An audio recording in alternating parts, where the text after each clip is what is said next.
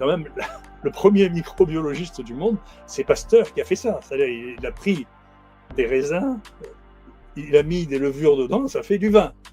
D'accord ? C'est-à-dire que quand même tout l'alcool, ça vient du sucre qui est fermenté, soit par des bactéries, soit par des levures. D'accord ?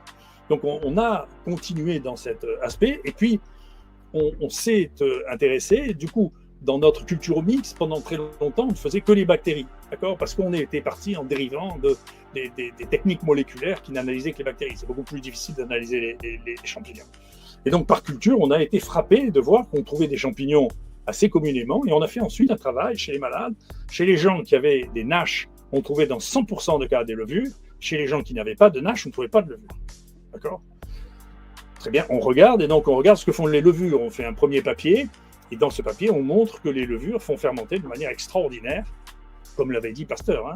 Le sucre, si on met des levures et du sucre, eh bien on produit de la colle. Et donc, il était vraisemblable, si vous mettez ça dans le ventre de quelqu'un, le tube digestif, vous mettez du sucre à un endroit où il y a plein de levures, en particulier sortie de l'estomac, quand vous avez des levures, c'est là qu'on les trouve en grande concentration, eh bien vous fabriquez de la colle endogène. Ce qui est un point, si vous voulez, qui doit amener à réfléchir, si vous voulez, sur la